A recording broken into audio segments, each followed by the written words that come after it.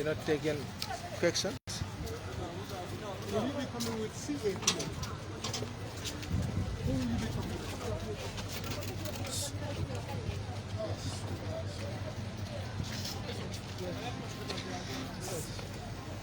What? Yes, he would escort you. Okay. All right.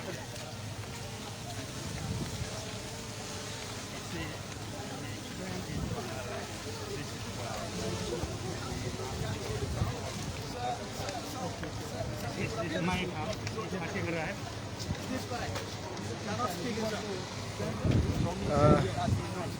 That is Dr. Janj. I don't know. He is not ready to speak to the journalists here. I don't know actually what is happening. I would have. Sorry. Cameraman. We are not making any interviews. We are sorry until tomorrow. We are coming tomorrow. We are not giving any interview, but we'll be here tomorrow. Is it a statistic that you withdraw? We are coming tomorrow. We just came to see the eyes. What is the purpose of seeing the I We see will for say today. it tomorrow. We'll say it tomorrow. Dr. Joy. No, we are talking. Tomorrow, inshallah. See you all tomorrow, inshallah.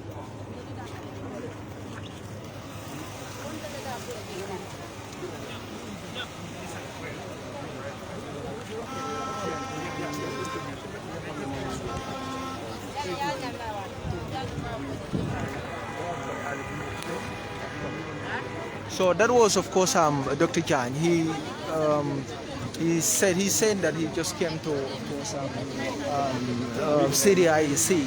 We don't know whether he withdrew or not. Actually, we don't know.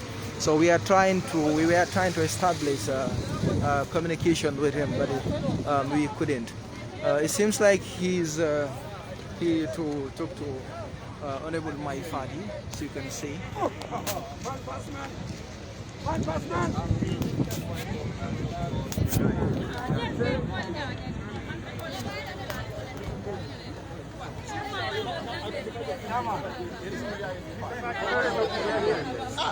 Great, that's the guy who was with you. Thank you.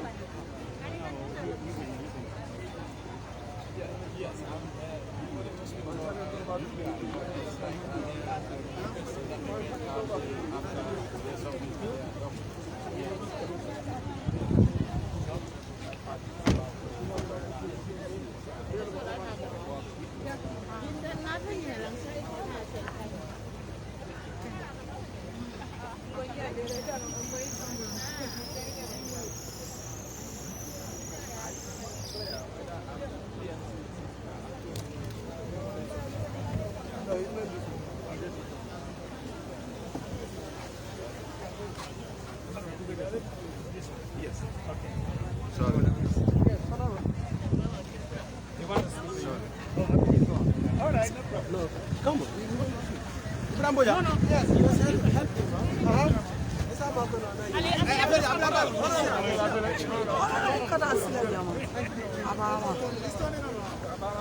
That's us here. That's us here. He's coming to see us.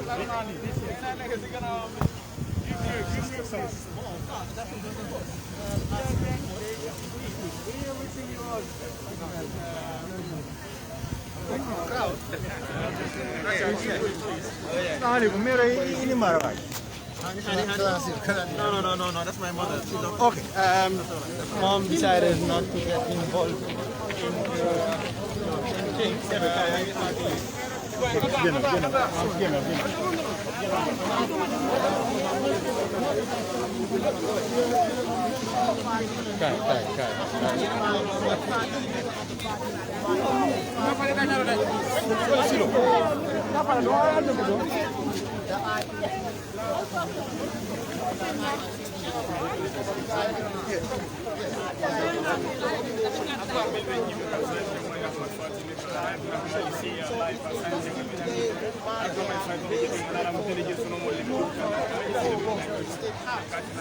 Mr. Boya.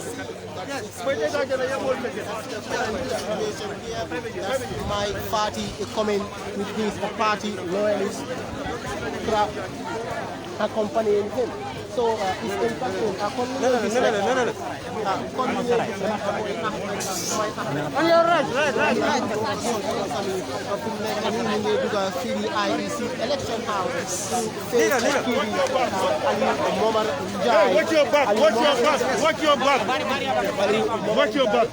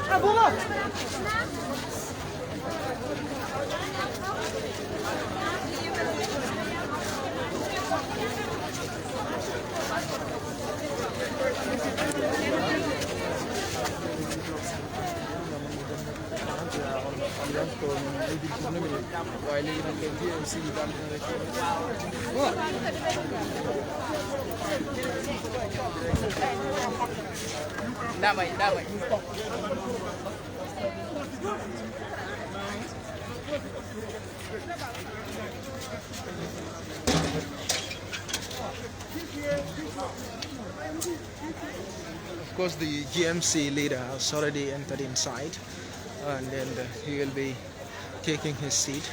You can see, and he came with some of his supporters here, and then he will be seated and will present his documents.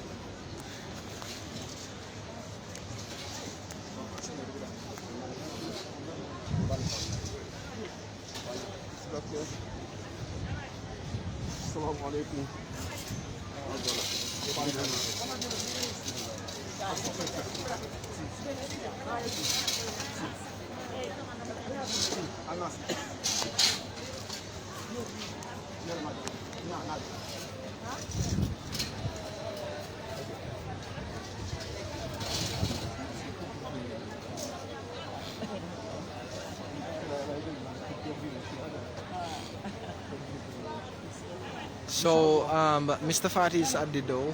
He's coming. He's been escorted by, of course, the crowd. But some of the people that he came with, are already here. So let me go back there and see what is happening, because he should have been here right now. Okay, he's already in, as you can see. So he's with his mom today. He came with the mom, as you can see. Honorable my father.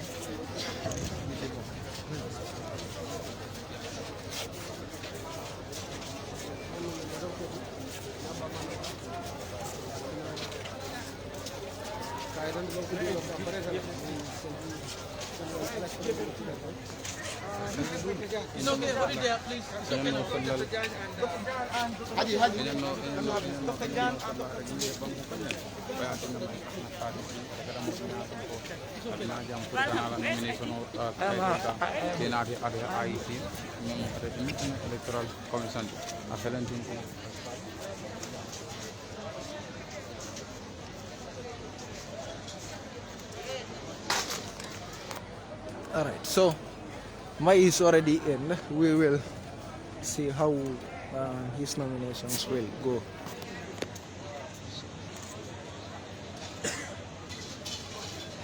He's seated now.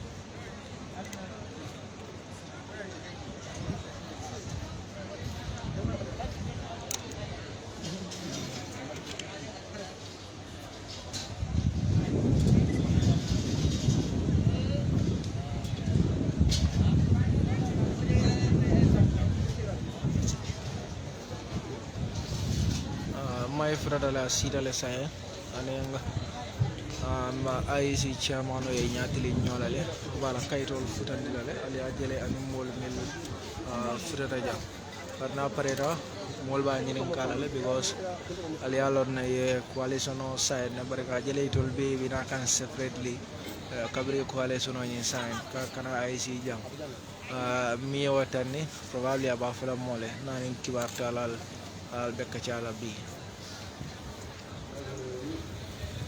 ka Kerr Fatou no walal fanan ka foy ko may fati be tarra on ploti kacha ñing Tuesday mi alon ko le kana walem samedi of course mol na be interview sorola tomorrow abe tara program o ñinto le ñala kirita ala but then we na jibi abala kaytol di la ñana then of course na ñinen ka some of these questions mi alon ko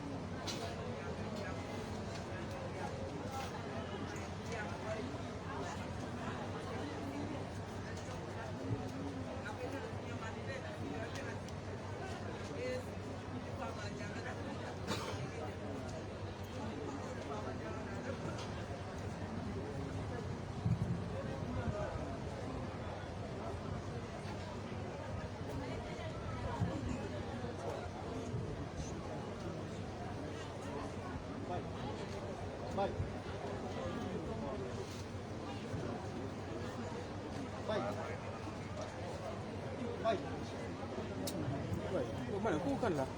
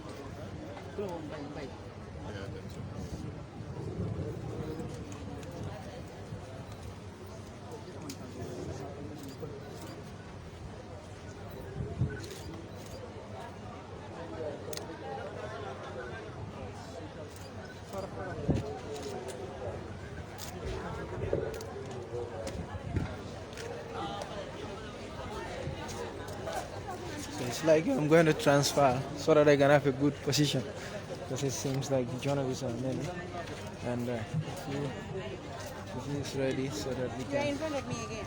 get in Push me there. this time, I will blow you. Charles, your phone is ringing. Charles.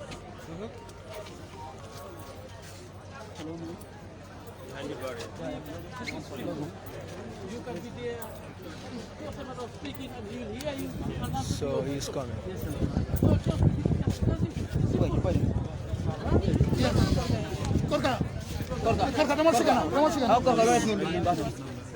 Behind, please. Move a bit. Yes, yes, yes. Move a bit. Keep distance. Okay. Yes. Keep distance, please.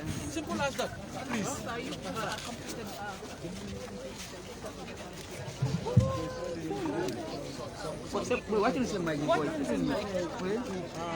Ladies and gentlemen, every Gambian ought to be proud today. Every Gambian ought to be proud today. What we fought for 22 years, All Gambians are beneficiaries. We are all sharing the dividend of the democracy that we fought for. So today, every Gambian is a winner. There is no loser. Our sovereignty will get stronger. We will emerge more victorious, more united, more determined to lift our people out of poverty, more determined to put an end to the carnage along the Sahara Desert and in the Mediterranean Sea, more determined to inject hope and a spirit of vivacity in our young people, hundreds of thousands of whom the future of this country depends on. This election is not about crowd. This election is not about wealth. It is not about fame. It is about you, the ordinary Gambians. It is about your health. It is about your education. It is about your security. It is about our stomach. This election is about energy security. This election is a contest of ideas and not a contest of crowd, as important as that may be. Crowd is not going to govern this country. It is intellect. It is policy. It is raw gut to put an end to the cascading crime rate in this country, to ensure our law enforcement agencies have what it takes to protect our people, so that Gambia's development trajectory will be expedited. There are too many deaths, too many robberies, too many attacks. Our law enforcement agents, from immigration to the police force, to the national intelligence agencies, institutions, I am sending a message to you. Your man is back, and I will make sure you have what it deserves to protect our people in the streets, in the markets, and our children on the way to school, in our homes, against criminals. This is the beginning of the end of the fight against hunger in this country. This is the beginning of the end against the fight against lack of water in this country. This is the beginning of the end of medical tourism into Senegal and elsewhere in this country. This is the beginning of redeeming our sovereignty so that the Gambia will once again become the beacon of hope in West Africa and around the world. This is the beginning of real reforms, of real civil service reform, of real security sector reform, of real changes in our laws that will benefit, that befit the Gambian people. Honorable, recently signed a coalition agreement. Could you talk to us about that coalition? What is important today is the renewal of our hope and the promise of our country. Yes, we signed 11 political parties started discussions. At the end, it ended with one. It took 9 grueling weeks, 9 weeks to reach a consensus. We have some form of memorandum of understanding, but the time is too tight for us to proceed with selecting a flag bearer, pursuant to the implementation of the MOU.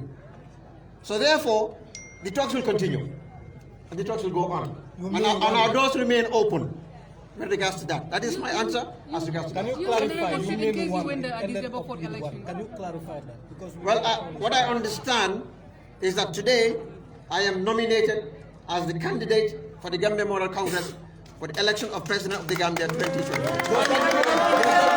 Mr. Fatou, what happened to this, the memorandum you signed 3 days ago? What is important to me today is how do we lift our people out of poverty? How do we restore hope to the thousands of young people who have no jobs? That is the issue. How do we take care of the medical situation in our country so that women will have as a source of joy delivering children and babies instead of dying? Empower our women so that they will be equal to men in all domains. This is what is important to me. What is important to me is how do we have quality education, accessible education? How do we bridge the digital divide between the provinces and the urban areas? That is what is important to me. Today is not a day of polemics. I am running away from controversy. I am focusing on the bread and butter issues of the country. I know you journalists like to dig into these things. What is important to me today is the suffering of our people. So, if you want to talk about that, we can talk about it. If you want to talk about polemics, I am sorry. And what are you expecting to come forward?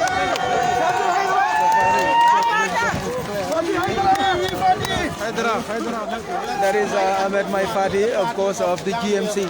He's not that much clear about the recent coalition that they formed that includes, of course, Citizen Alliance and others, but it's not that much clear about it. So that's why you come to more at the IEC. One of the most important decisions. I want to see that. I will tell you that. Let's go, please. Let's do it out there. Please. Please, out there. Let's do it, sorry. Please, let's do it out. Let's go. Let's go now. Let's do it out there, please. Please. Thank you for your cooperation. Thank you very much for your cooperation. Please. Thank you very much for your cooperation. Huh? Thank you. Okay, let's go. Thank you. Very much. Mindful, be mindful.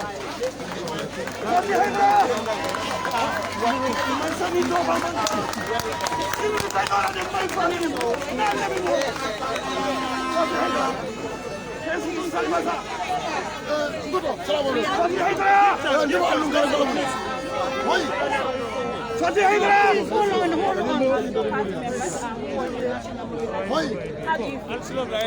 feel very sad because he's supposed to be the mastermind of president. He worked so hard all these years to secure victory. Unfortunately, otherwise. It's a very tragic please. Honorable Fatou, I'm more than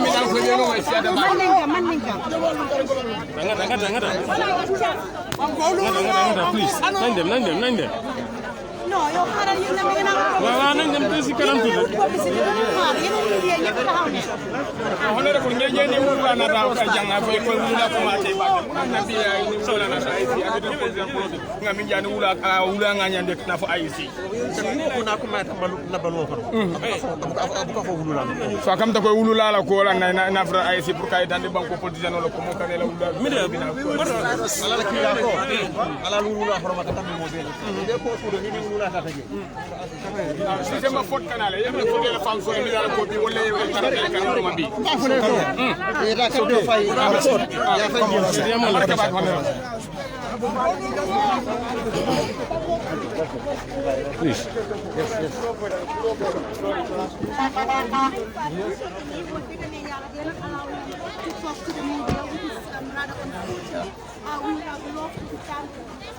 So he has, of course, on board his car.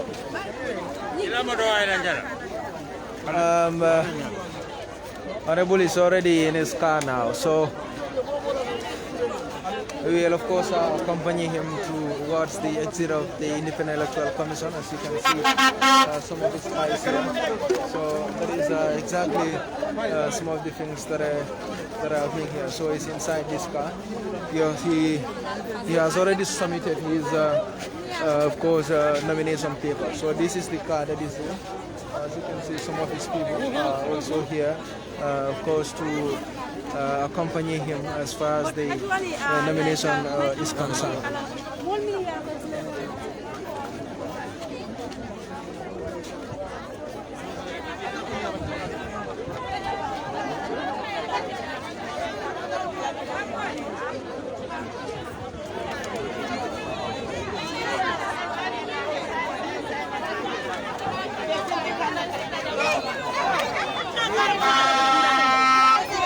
So saya move kale towards Manokang Kurkara Alba Jabala Motola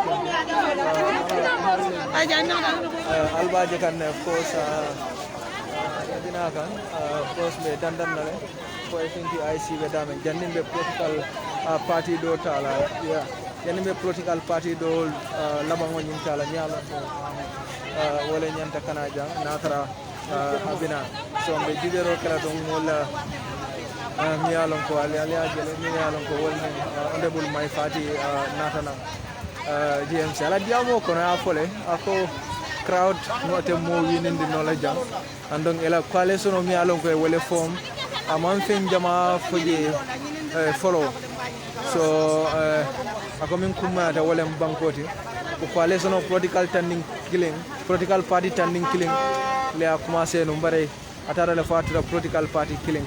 So I'm about it that much. So of course Neala Kitala Mbela Flam ka invite someone na program moto. ning ala kitita la purayna ani mole kacha ku jamal mi alon ko abe kumparing mol inshallah sama mol na be kacha la le mel mol mi alon ko wolle ka proti kacha no ma on kerfado yala kitita la sama mbasoro la natra ya wato soro no purukana mbasoro la so mol be si programme o nying nom ali ajale of course mol jele ko nyalon ko wolle ba dandan kan purukada maydung bala moto kono kabria kana a wultanu santole a lota bari say abe moto nying force kono tol ama wuli ala mol be motol kono le dol be palanterol to dol la banderol wulendi dol bije mi yalon ko yebulol wulendi banderol be bulo so wolem ko ti mi yalon ko wala be kerin jam ela modol bije le mi yalon ko wal tambidale ali yele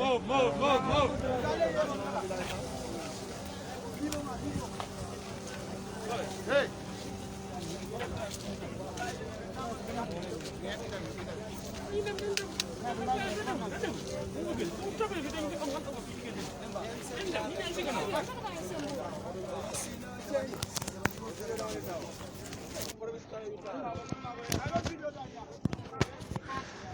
so walem koti mi alon ka be kering it seems like mayla moto lotale bita jema fa wala nga jibe mone bije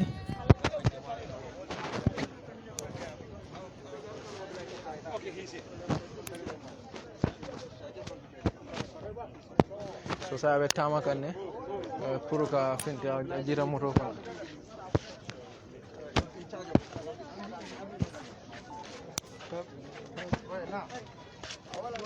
Easy going, slow down.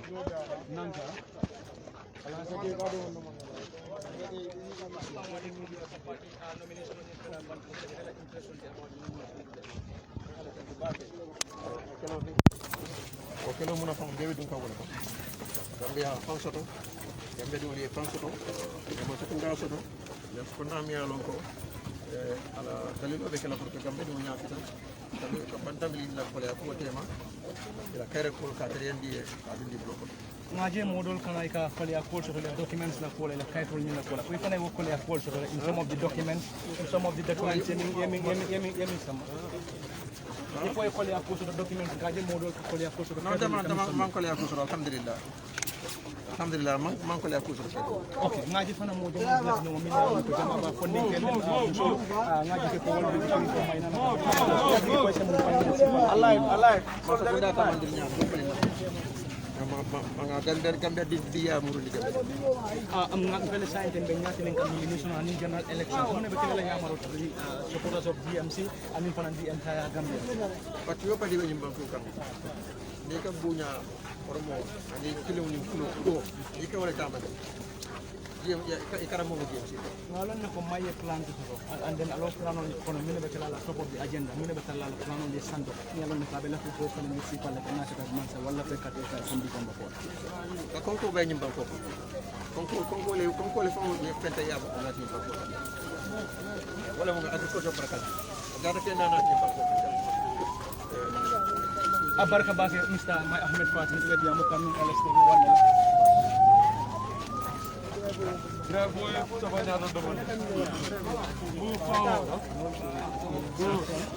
Mr. Fatou, what are your expectations at the end of the nomination? Let's go in front. Stop. Hello.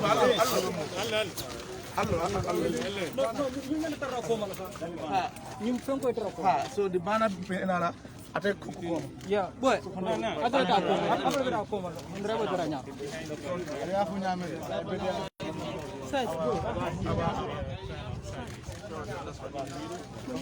Hold the hand.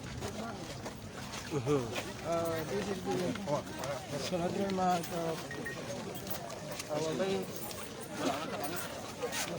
mobilizer. Mobilizer.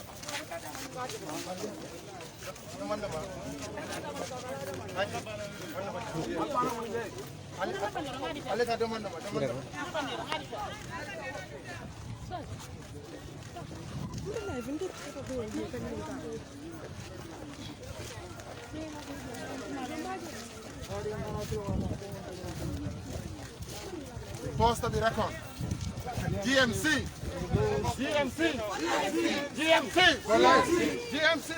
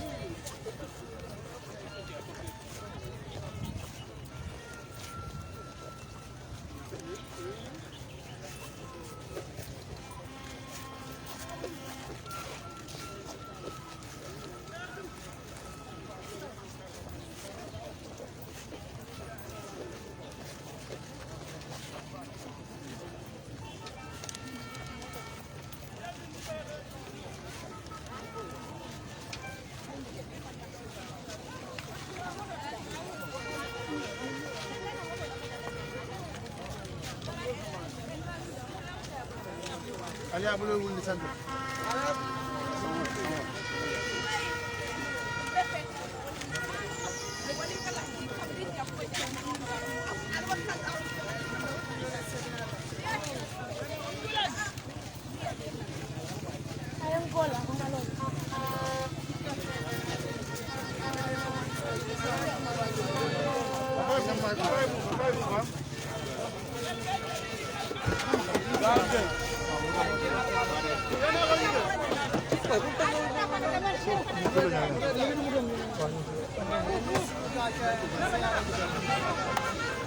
Let him.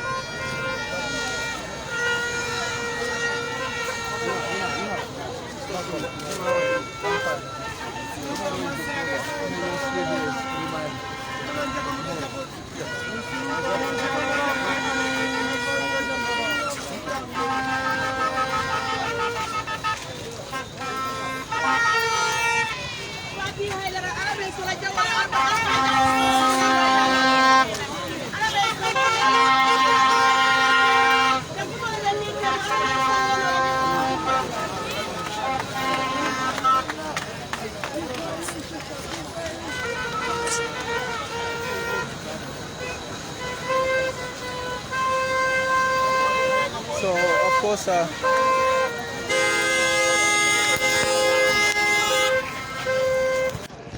what I'm doing nga may dandan ne pa findira completely kana fo ni kara estado ma fa wala sabe bulaka la motola of course pour kara be murla le ka political party dol fanan jibe milialon ko wolle nyantana la bulata la moto kono le sai so be pol dandila le jang andu be kudol fanan itandila la milkera min be kala jang ko nga pale nyamen no sama talan nani nata mira minitan samara be may party soro la programme module la mi alon ko nyanta pu jama sene andila mi alon ko mi fo jang romol be so programme no ma sama on kerfado talan nani nata mira minitan sabala